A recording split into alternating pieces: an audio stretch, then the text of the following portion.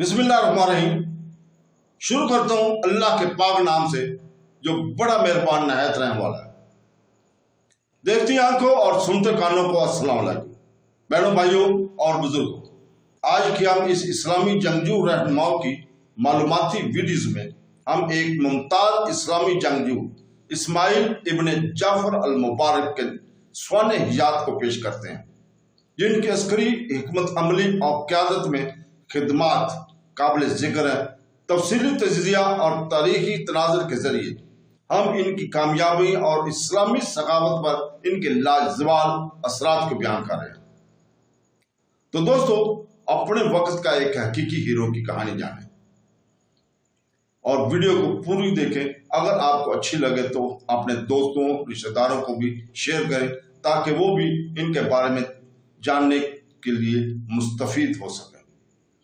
इस्माइल इब्न जाफर अल मुबारक जाफर अल सादिक के सबसे बड़े बेटे और इस्माइलियत में छठे इमाम थे। इसने अल मुबारक का लक़ब इख्तियार किया, जिसके बुनियादी तौर पर कदीम इस्माइली ग्रोह में से एक को मुबारकिया कहा गया है। ऐसा लगता है कि मुबारकिया मोहम्मद बिन इस्माइल को अपना इमाम तस्लीम करने से पहले असल में इस्माइल के हामी थे।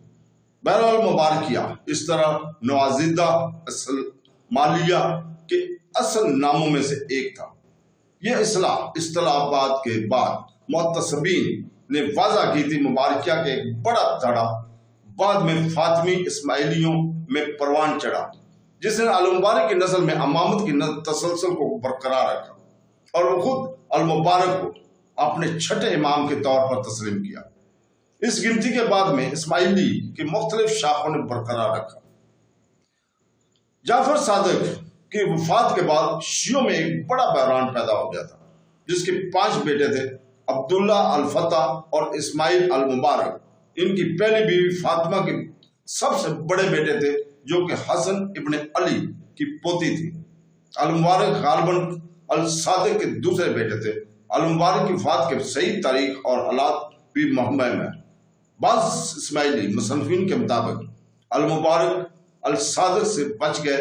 बाज़ ज़राए खास तौर पर 12 तहरीरें ये बताते हैं कि मुबारक की वफात अल सादिक के ज़माने में हुई थी, लेकिन वही ज़राए ये भी बताते हैं कि मुबारक को कई दिन बाद बसरा में देखा गया था, जिससे मालूम होता है कि वो वाकई मरे नहीं थे, बल्कि इन्हें भेज दिया गया था। मदीना से बाहर इस्माइल अल मुबारक की जिंदगी, इनके रवाबत और इनके पैरोकारों की तरफ से चलाई जाने वाली तहरीक के बारे में मालूमात इंतहाई नायाब हैं।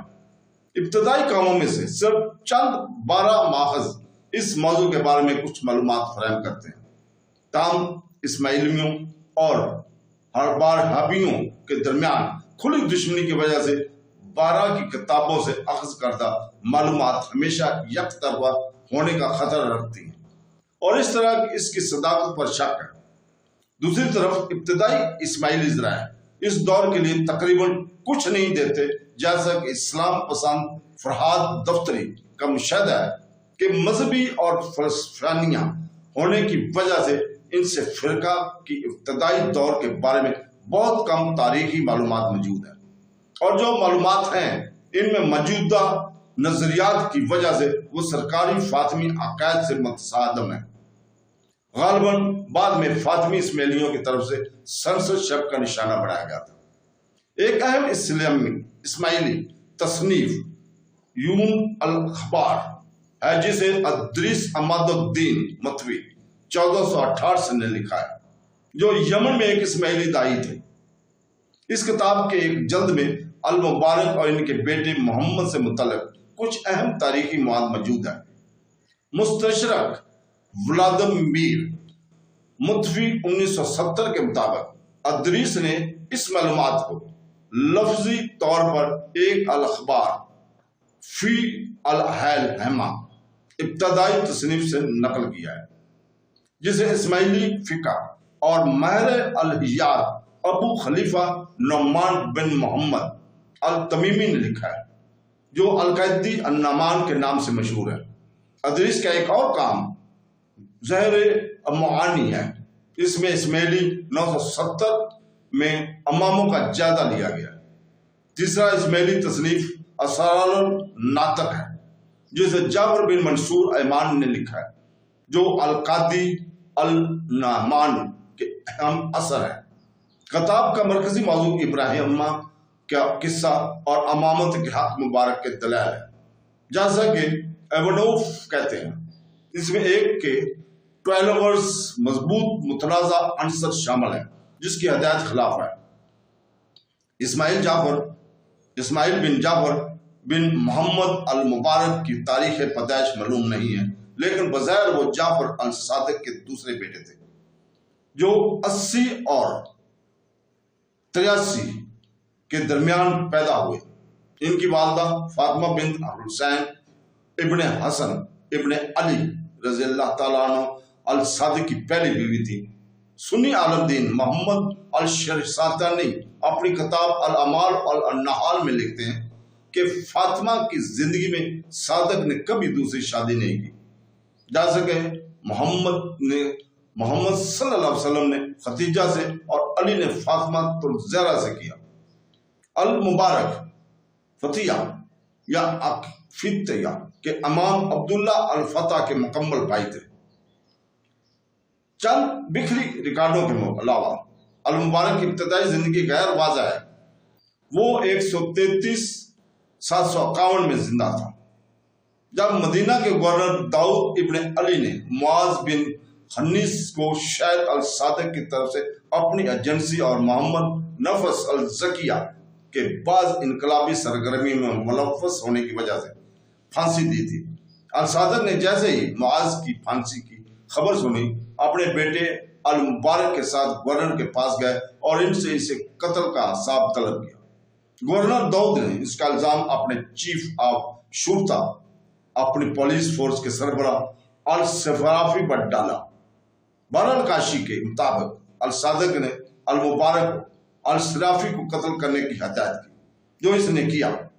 ادریس کی رپورٹ میں الصادق نے پھر اسے الملا کے ساتھیوں کے حوالے کر دیا اور انہوں نے اسے قتل کر دیا۔ مدینہ میں عباسی گورنر ریاض بن عثمان العمری نے اپنے اہل بیت کے گھر کو جلا دیا اور المبارک کو قتل کرنے کا فیصلہ کیا۔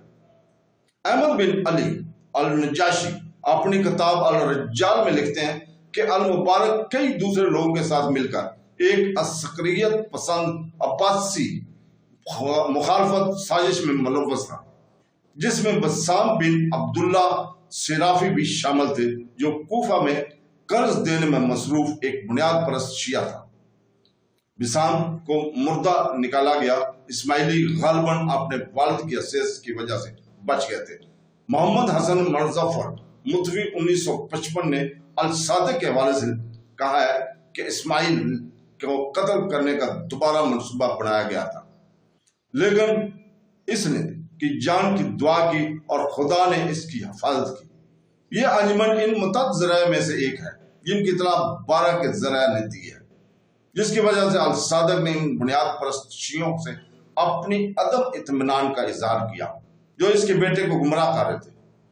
تو بہنوں، بھائیوں، دوستوں اور بزرگوں، کل انشاءاللہ تعالیٰ اسی وقت ہم اسماعیل ابن جعفر المبارک کی امامت اور عہدہ کے بارے میں بیان کریں گے۔ تو کل تک کے لیے اجازت دیں۔ اللہ حافظ۔